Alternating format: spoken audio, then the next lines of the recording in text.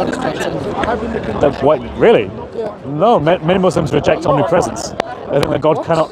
Yeah. Like I spoke with Muhammad Hijab. No. Yeah. So I spoke to. I don't think Muhammad Hijab believes. Actually, yeah. Sorry, I misspoke there. It was who was his name? Hashim. Hashim said that to me. He doesn't believe in omnipresence. He's probably around here somewhere. But yeah. Okay. So you think that God can enter His creation? You've got to win their souls. You can't be like. No, well, the Quran says God is closest to us like a jugular vein or something. Yeah, that does. Yeah. So I believe He's outside of time and space. Okay. But also inside of time and space also. Okay. Sure. I'd call that transcendence. Yeah, I call that transcendence. I'm fine with that. Okay. Do you agree with that? Yes, I do. So that's interesting. Okay. I don't believe that anything can be equal to God. Anything can be Equal to God or equal to God. Partners. Do you believe that Allah has attributes? Yeah. Do you believe that His speech, His kalam Allah, which is the Quran, I assume you believe? I mean, sorry, I'm going because if there are so many No, cameras. that's fine. I don't want to keep you But there. thank you so much. Can I leave you with this? All right. No, because if there are many cameras, there is no point in filming. But thank you for your time. See you in a bit, Amy. So you said, what was it? What's going on? Yeah, it's annoying, isn't it, sometimes? It's windy. Yeah. Nothing is equal to God, but do you believe the Quran is the speech of Allah? I believe it's the speech of God, but I would say that Islam existed before the Quran existed. Wow, okay. So you believe the Quran is created?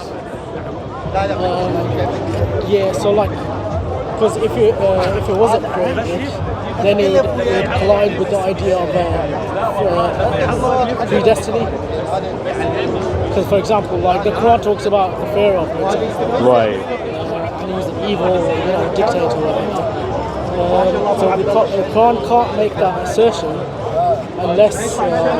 unless everything has been written before, so it has to. That's an interesting point. saying you'd kill baby Hitler or something. Yeah. I agree with you, actually. I think that is a correct logical following from that.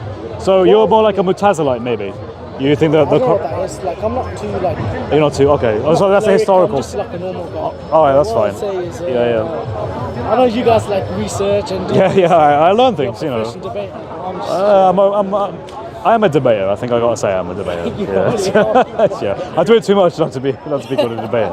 Well, I would say that the Quran in itself is goodness, but it also exists teleologically. Like, Okay.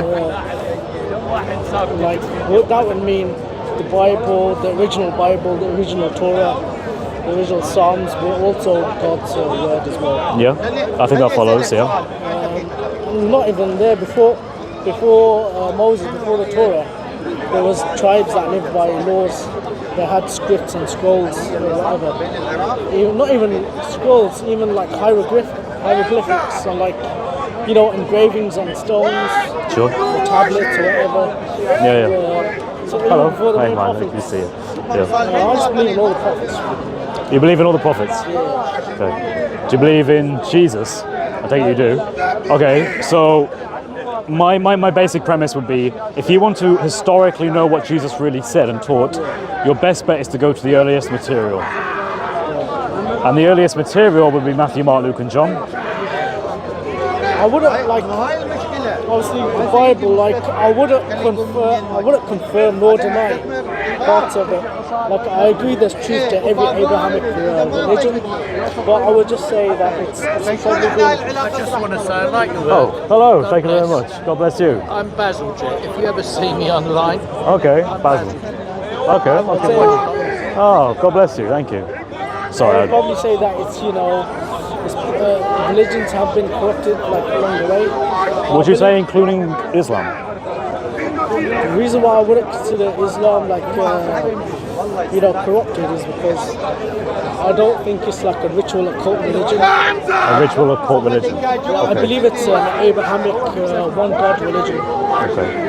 Like I would consider any form of paganism, like Buddhism, Hinduism, Sikhism, all the isms, I would consider them ritual occult religions. Would you reject pagan documents like the infancy Gospel of Thomas? I don't know what that is, but I would condemn like all pagan. Do you know why that's going to be a massive problem for you? I don't know what that is. What is that? Well, it's an early supposed gospel of the infancy, so the birth narrative of Jesus. Because what a lot of Christians like to do was they didn't know much about Jesus' early life, so later generations started making up these stories about what Jesus was like as he grew up and all this sort of stuff. But it has no link back to Jesus or to the disciples of the apostles. It comes many centuries later. So basically, we know it's pagan and heretical. And it actually contains some. About the Catholic Church. No, the Catholic Church rejects it and has always rejected it. The issue is that you're going to find narratives included in that. For example, Jesus breathing life into clay birds. They come from that book, and they're found in the Quran. In fact, the Quran actually has narratives. It has the pagan people of his day. It's recorded that they said to Muhammad, who they called the ear, by the way. Like if in the Quran, it records what they say about him, and it says that they call Muhammad the ear because he repeats what he hears. And they were saying, look, we've heard all these stories before. You're not giving us any new information. We already know these stories. You're just telling us that they're revelation. Would you consider copying? Would you consider it copying or inheriting the truth? That's like copying or inheriting the truth. You could say either. I think that's fine. I think the issue really for me would be that there is now a relationship between the Quran and the infancy gospel of Thomas. Do you see what I mean? Because the Quran contains the same story that's found in the infancy gospel of Thomas that comes hundreds of years before it. So you might say, look, that it's both correct, but then in which case you have to explain why the Quran was revealed in different sources outside of the Quran, which I think would be weird because the infancy gospels, the life of Adam and Eve, which is another one that the Quran references. You know how you have Iblis, and Iblis was commanded to bow down before Adam and he refused to? That's found in another thing hundreds of years before called the life of Adam and Eve. You see, if you're going to affirm that that story is true, I don't understand why you would then reject other parts of that story. Because you're now committing yourself to the same, unless you're going to say these people just guessed and they happened to quote the Quran without knowing they were quoting the Quran. But I find that really difficult to believe. It seems as if either they copied it, which to be honest I think is the most common sense understanding, or that Allah has revealed the Quran piecemeal in pagan and heretical documents that Muhammad didn't know about, which is weird, very weird. I don't think Prophet Muhammad would be acting out of his own mission, sort of thing. Like, you know what I mean? If you're saying that, like the Quran, yeah, it's like a forged document and it's copied from all sorts of things and put into one, it would take a monumental effort for a guy in the desert to compile all that information. Well, I don't believe Muhammad did compile it. I mean, that's the Islamic tradition, right? They don't say that Muhammad compiled these things. Rather, Muhammad was the one who gave the revelation, and that there were others, notably Uthman and Abu Bakr, who actually compiled it into codices. I have my own issues with that, but it seems reasonable to me that given the Quran tells us, look, these pagans are saying to Muhammad, you're just telling us things we already know, I think that's actually probably truthful. I think Muhammad did actually say things they had already heard. And he was quoting these stories like breathing life in a clay bird, defending Miriam when Miriam was in a cradle. Again, it comes from the same kind of thing. What I would say is that pagans have always existed as well. Sure. Since human history, I would say Adam and Eve were obviously the first Muslims. They submitted to the will of God. See, I don't know if I accept that because my understanding, from the Quran will be that there are verses, if I remember correctly, that say that Muhammad is the first Muslim. But there's also others that say that Abraham was a Muslim, and it's like, wait, how does that relate? It's difficult. All right, sorry, let's say that Adam and Eve are the first Muslims. We would say Adam was the first Muslim. Sure. We would just say that Prophet Muhammad sent a message that was already sent before him. It's the same message of living in one God, right? God's transcendent, omnipresent, omniscient. But these messages were more than just that, right? Because when Isa was sent, he was sent to the Jews. But the Jews were already believing there's one God. So Isa must have had another reason for coming, right? He didn't just say there's one God, because the Jews would have been like, yeah, We know. You know, The thing it's, is yeah. about like monotheism, right? It's not just about believing in one God. It's about believing in God's moral laws. God's, Moral laws, like well, not from a technical perspective. Monotheism is just a belief in one God. But I understand that you're you saying, would say that it's part and parcel of what Of the deen. monotheism should be. okay, which is inherent to your deen. Exactly right. Okay. Theology. But the problem is Jews, even if they say they believe in one God, they didn't follow God's Sharia, God's moral laws. They corrupted it, and they lived under the Romans, right? They didn't live according to their own like laws. So the Quran basically corrected all those corruptions that were previously in place and offered the new Sharia. So were those corruptions of the Injil and the Torah? No. So for example, if God sends a new prophet, not a Nabi, but a Rasul. Yeah. God sends a Rasul prophet, type of prophet, Okay. to new nations. If a new sin has been discovered, like if a new sin has been discovered, right? Like homosexuality, for example. I don't know if that's new, but alright, yeah, sure. Previous Right. tribes, Yeah. it wasn't practiced in human history before. I would argue no. Homosexuality is. Well, I mean, ultimately, men have a thing where they like to do things, right? Okay, let's use another example. Right. Okay. Let's say alcohol wasn't discovered by one prophet All in his right. time. Okay. They didn't know the fermentation process. Yeah, No idea. Then a new prophet, a Rasul, comes with a new Sharia Yeah. to tell them that that's haram. Alcohol is haram. Okay. It sends new Sharias for different societies Okay. where sins haven't been discovered yet. That makes sense. Yeah, I understand that. I understand that perspective. Or like, for example, Yeah. like Muslims believe that, fish, you have to eat, you can only eat fish with scales in them, right? Right. And that law is also, Jews also believe that as well. But let's say, like a person's never been to the sea before, a society, a tribe, Sure. has lived in like the middle of the African continent and has never seen the sea, where you have deep dwelling fish that have no scales. Do you know what I mean? Yeah. That makes sense to me. My issue really is if anyone says that they affirm the Quran, which affirms the Torah and the Injil, but says that the Torah and Injil are corrupted. Because I think that's a premise that can't be defended. The reason why is because it's quite clear in the Quran that Muhammad actually had access to the Torah and to the Gospel, or to the Injil. Thank you, man. Appreciate that. And he affirmed them.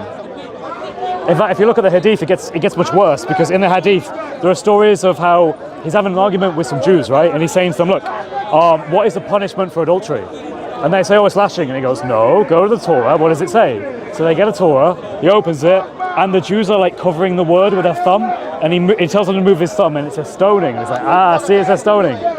But that would mean there had to have been an actual Torah there for Muhammad to do that with. I mean, like punishments, they're discretionary, depending on like the severity of a crime, how popular the crime is. Okay, well, yeah, okay. Like for Sure. example, like, Yeah. there's been stoning before, other executions throughout history by governments have done hanging and all, like, Yeah. I So, would say it's hard to say, like unless you're a scholar that lived like 2,000, 3,000 years ago, it's hard to say how you can prove that something is corrupt. All you strip down to deductively is like what reasonably makes sense. right, I guess I do agree with you. I mean, we don't have the original copies of the Injil or the Torah, right? We have no video evidence. Yeah, we don't have the original copies, so we can't actually go to them to say whether it's corrupted or not. So in effect, like, that's something that I have to accept, and I have to be like, right, so how can I infer the reliability of it? You would have to look at the Bible. I'd have to look at the earliest are there manuscripts. contradictions? Yeah, exactly, that's what I have to do. As a Muslim, you would also have to do that, and you would have to say, well, the earliest manuscripts don't say what the Quran says. And that's kind of the problem, because the Quran says that Isa never died, he was taken up, and rather the appearance of Isa was put on another man, or at least it made to seem like that. Yeah. Right. I know this. That's difficult, because historically we have secular people who actually talk about this around about the same time. We have Josephus, we have Tacitus, we have Even the I don't know this, but were there any people that looked like Jesus at the time? yeah. So there was John, the Apostle John, who wrote the Gospel of John. There was Jesus' mother, and there was another woman called Mary. And they actually have a conversation. Like according to the Gospel, Jesus is on the cross, and he says to John, I think he says something like, "My mother is your mother," or "Look after my mother," basically. But the only way they could have had that conversation is if they're within speaking distance. Maybe he yelled it, but the point is that they're not like 2 miles away. You see what I mean? Was there absolutely no possibility, like maybe God sent an angel and he looked like Jesus? Well, or let's there was another entertain guy that. with a beard and long Maybe he had a twin, right? But maybe let's entertain this, because it says that it was merely made to look like it was Jesus. The problem I have with that is that it would mean, from a historical perspective, Allah saw that Jesus was going to be crucified. He interceded by sending him into heaven, or taking him up to where he is, which is above his throne. But anyway, it never says heaven; it says where he is, and where is Allah is. Well, Sunni Muslims would say he's above his arsh, right? You might not say that, but Sunni Muslims would say that. maybe some Salafis say that. I don't agree with that. I believe it's Orthodox Islam. I have to be honest, from my understanding. But look into it. Maybe I'm wrong. But I believe it's just like a small sect of Salafis that believe in a physical throne. And I kind of wish there were some Muslims. My understanding is Sunni Islam would say that God is not in his creation and definitely not omnipresent. But anyway, check that out. Maybe I'm wrong. And then tell me if I'm I wrong. believe God being omnipresent is so important I agree. because that's what makes God God. Because God has to be something that was created, that's something that was there before time and space. I agree. He has to have full dominion over his creation, and part of that has to be having a relation with that he chooses, that he wants to do.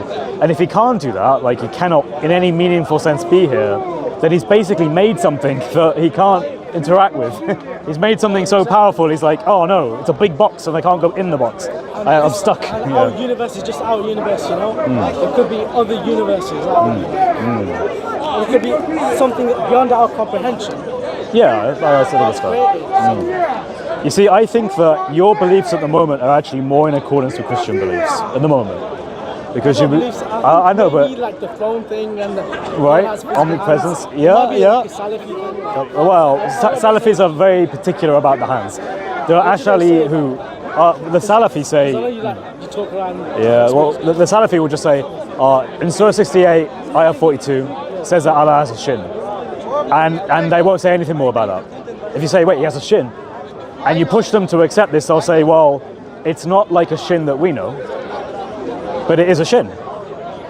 Now that to me is like, look, okay, words have meaning. Yeah, words have meaning. If Allah has said in his Quran, in his recitation, that he has a shin, then he has a shin. There's no way he can get out of that. Yeah, words have meaning. That could mean. Other words, that that could be a feet or something. yeah, exactly. Otherwise, you would have to accept that the word is meaningless. Yeah. Allah says he has a nothing, like, or he has an absurd thing that doesn't make any sense. And the Quran says it's a clear book.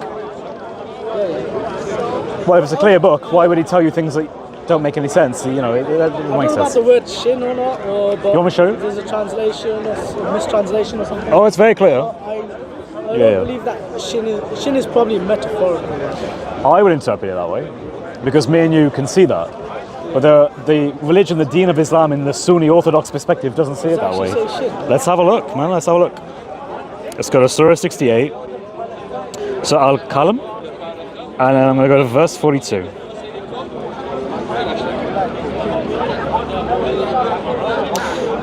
On the day when the shin is exposed and they are called to prostrate themselves, but they are unable to.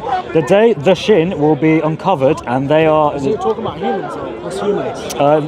This is in the context of Allah at the end of the day. If you read Arabic, I don't know. The day will be uncovered from the shin, in Arabic there. Exposed. They will be called to prostrate. So the idea is they're prostrating to Allah. He reveals his shin, and then You say God reveals his shin or humans? it doesn't say directly. It just says the day will be uncovered from the shin, and they will be called to prostrate. So who are they prostrating to? Prostrating to God. On the day of resurrection, right? Where is it Things talking saying? about the humans. No, it's the word they prostrate. Humans that are prostrating towards God. Is this two? Hang on one sec. Well, it doesn't say, but the context is that this is Allah on the day of resurrection. They are invited to prostrate. Who's inviting them to prostrate? Let's keep reading. Maybe it says a little there.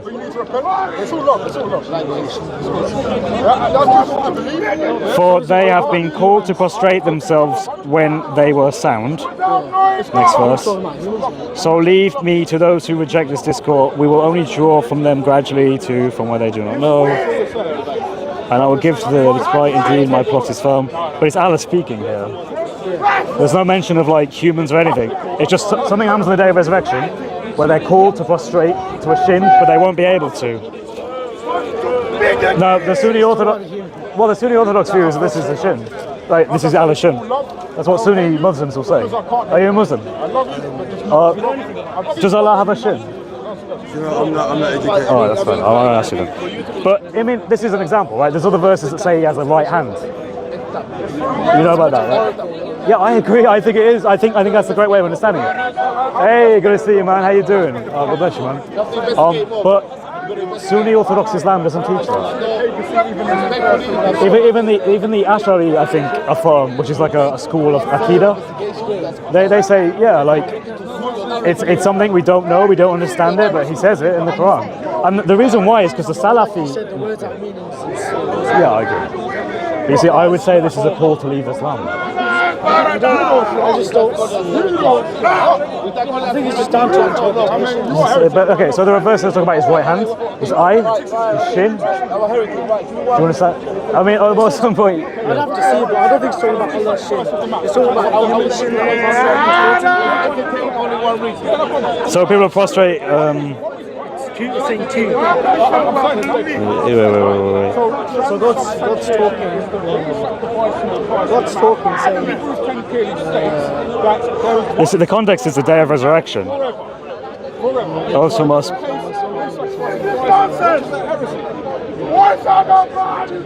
Can you read Arabic? Oh, sorry, no worries. Or do they have associates? Let them bring their associates if they are truthful. On the day when the shin is exposed and they are called. Well, the context seems to be about Allah. Unless it's some human being, but why would a human being expose the shin on the day of resurrection? I'm not sure what the meaning is. Well, it's something to look into. What verse is that? 68, ayah 42. Trying to find out where I can see that. Yeah, 68, 42. Sorry, it's a bit bright, but. You want to take a picture of it? No? Alright. Yeah, remember. Well, it's been a good chat. Seriously though. In Christianity, you have salvation. I'm honestly just trying to seek the truth. Yeah, well, that's what I appreciate, man. I think you know that the Sunni Orthodox Islam is not true, and you've tried to adapt it to make it rational. I just don't think it's an orthodox position. I think maybe like there's a splinter Salafi sect out there. When you go home, look up. Well, I guess, yeah. Does Allah have body parts? What do we say about the shin? What do we say about Allah's right hands? Yeah, and they'll say, like Muslims will say, yeah, it's an attribute of Allah. He has two right hands. That's an attribute of Allah. And then when they're pushed to explain it, they'll say, we don't explain it. By a keef, you know, they'll say like, only Allah knows. You know, that's. But we don't have this issue in Christianity, and you're loved. You know what? If you don't become a Christian, even if you don't become a Christian, you're still loved. You're still loved, man. I wouldn't say like I'm not trying to like convert you or anything. Well, I'm trying to convert you. You're trying to convert me. Yeah. I'm just trying to make you think, maybe. No, that's fine. That's good. I like these questions. You have, yeah, of course. Well, I am trying to provoke you to look at this critically. And the thing is you kind of already agree with a lot of what I'm saying. I mean, we can talk about the gospel. We can talk about a Christian perspective, but really, there's not much else for us to talk about in Islam because you don't think the Quran is eternal. You think the Quran is created. You know, I mean, there's a lot of things that you've already. Teleologically, it is eternal, but physically. Yeah, that's kind of the Ash'ari belief then, a little bit. So, I don't even know if Ash'aris believe it. It's like Have you got a Google translation of teleological? I can define it. If you define the word, you mean, or yeah, let's do it. I've got it in Because teleological is like as a point of design. Well, that's how I understand it. just Google. Teleological. Relating to or involving the explanation of phenomena In terms- of the purpose they serve Yeah. rather than of the cause by which they arise. Oh, okay. That's interesting. It's like I said,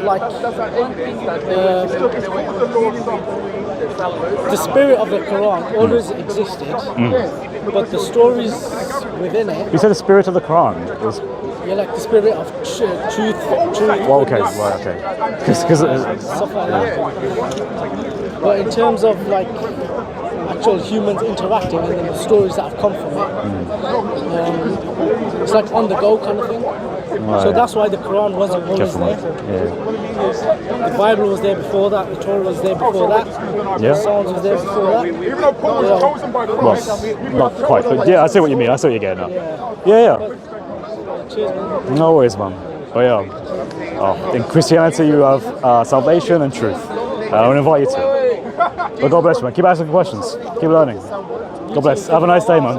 No worries. You believe in actually, you believe in Matthew. You have to believe what you say.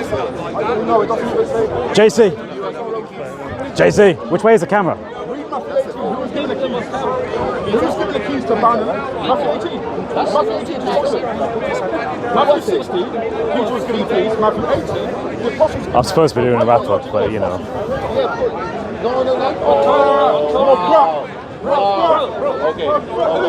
Right, yeah. Okay. Right. Oh, I just had.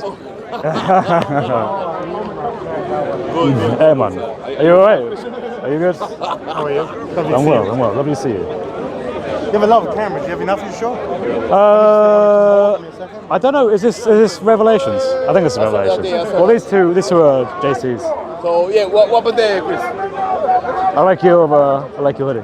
Because it's the truth. I know it is indeed. Anyway, I'm going to be on camera. So I just had a great chat with a Muslim guy, and it was really interesting because he rejected a lot of the Sunni Orthodox perspective. Let me stand here.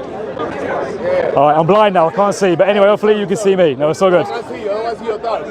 You had a great chat with the Muslims. I had a great chat with this Muslim guy. It was interesting because when I asked him about Sunni Orthodox Islam, I asked him about whether... All right, that works actually, that works. Let's roll with that. I asked him about these things, like, is the Quran created? He actually went, yes, I think it is. I was like, oh, wow. I said, is God everywhere? Can he enter his creation? He said, yes, I think he can. And I was like, this is amazing. He's actually affirming basic Christian doctrines about how we think of the nature of God. He's rejecting Sunni Orthodox Islam because he knows it doesn't make sense. He's critically evaluating these things. And now he's realizing, man, Islam as it is understood today just doesn't make sense. So I invited the man to learn more about Christianity, to learn more about the Christian belief. And Lord willing, I hope he does. I hope he looks at those references I gave him. Allah's shin. You know, he said, how can Allah have a shin? I'm like, yeah, I know, but it's in the Quran. And the Salafs affirmed it. They didn't add to it, they didn't take anything away, they just said, yeah, he has a shin. He knows it's absurd, just like I know it's absurd. But he can have salvation and life in Jesus Christ. And I pray he looks into that, and I pray he becomes a disciple of our Lord Jesus. God bless you all, family. God bless. I couldn't see a thing, was it?